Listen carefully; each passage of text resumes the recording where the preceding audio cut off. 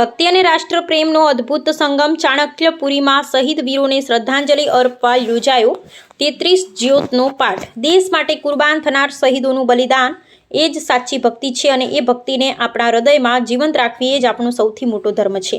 નમસ્કાર દર્શક મિત્રો, તમે જોઈ રહ્યા છો તમારા મનપસંદ ન્યૂઝ ચેનલ। ગઈકાલે 23 માર્ચ એટલે કે શહીદ દિવસ, દેશ માટે પોતાના પ્રાણોની આહુતિ આપનાર ભગતસિંહ, સુખદેવ અને રાજગુરુ જેવા વીર સપૂતોને યાદ કરવાનો દિવસ। ત્યારે આ શહીદ વીરોને અનોખી વીરાંજલિ આપવા માટે ચાણક્યપુરીમાં ભક્તિ અને રાષ્ટ્રપ્રેમનો એક ભવ્ય નજારો જોવા મળ્યો હતો। આવો જોઈએ આ ખાસ રિપોર્ટમાં શું હતો સમગ્ર માહોલ। ચાણક્યપુરીના સેક્ટર 4 ખાતે આવેલા વ્રજધામમાં ગઈકાલે રાત્રે સોમવાર 23 માર્ચ 2026 9 કલાકે શહીદ વીરોની યાદમાં 33 જ્યોતનો પાઠનું એક દિવ્ય અને ભવ્ય આયોજન કરવામાં આવ્યું હતું। રમેશભાઈ ભગતની મધુરવાણી આ પાવન પ્રસંગે પિરોજપુરથી પધારેલા પૂજ્ય રમેશભાઈ ભગત દ્વારા મધુર કંઠે પાઠ કરવામાં આવ્યો હતો। બાબા રામદેવ પીરની આરાધના અને દેશના શહીદોની વંદના। ખરેખર દર્શક મિત્રો, એક એવો માહોલ સર્જાયો હતો કે ત્યાં હાજર દરેક ભાવિકની આંખોમાં દેશ પ્રેમ અને ભક્તિનો સાગર છલકાઈ રહ્યો હતો। ઉમટી પડ્યું માનવ મહેરામણ।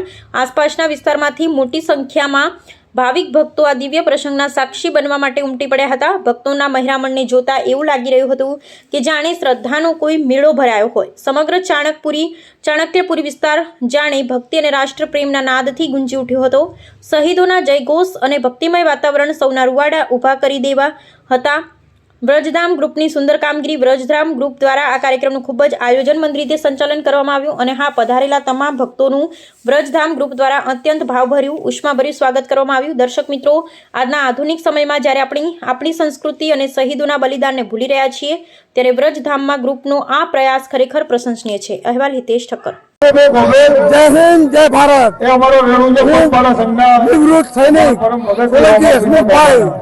આજે આ કાર્યક્રમ વીર ભગતસિંહ શહીદોને શ્રદ્ધાંજલિ નિમિત્તે આ કાર્યક્રમ રાખવામાં આવ્યો હતો।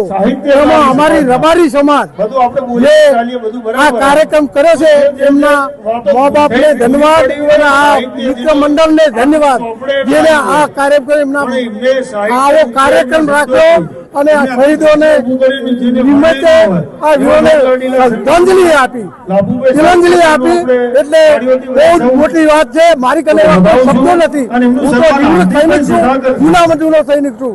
જ્યારે અમારો મહેસાણા જિલ્લો નહીં, પાટણ જિલ્લો નતો, મહેસાણા જિલ્લો હતો, ત્યારે હું આ સૈનિકમાં ભરતી થયો અને આવો કાર્યક્રમ ખરેખર ધન થઈ ગયા અને અમારા અને પરિવારના બધાના ભગવાન સુખી રાખે, રામાપીર સુખી રાખે।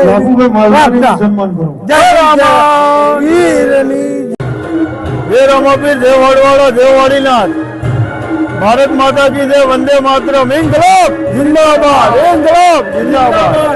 આજ અમે રામાપીરનો પ્રાગટ્ય દિવસ એટલે જન્મ દિવસ કહેવાય। આજે રણુજા રામદેવપીર મહારાજનું જે સમાધિ સ્થળ છે ત્યાં આગળ આજે સુવર્ણ મુગટ પહેરાવીને જન્મ દિવસની ઉજવણી કરવામાં આવી હતી રામાપીરના ભક્તો દ્વારા। ત્યારબાદ આજે શહીદ દિન છે ભારત દેશમાં।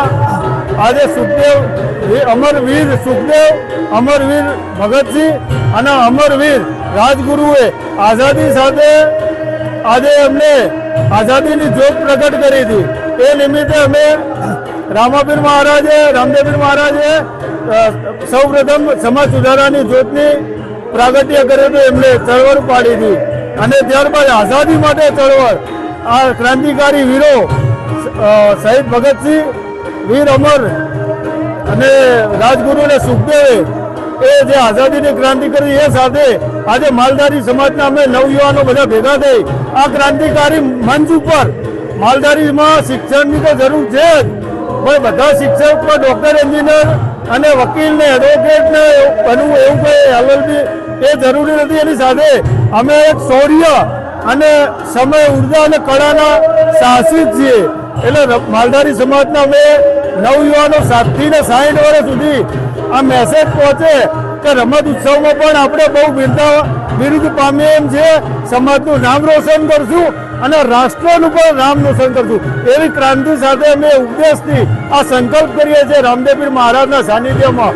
અને આજે ભવ્ય સંતવાણીનો અમે આ ભવ્ય લોક ડાયરાનું આયોજન કર્યું છે। જય વડવાળા, જય વાડીનાથ, રામદેવપીર મહારાજની જય. ભારત માતા કી જય.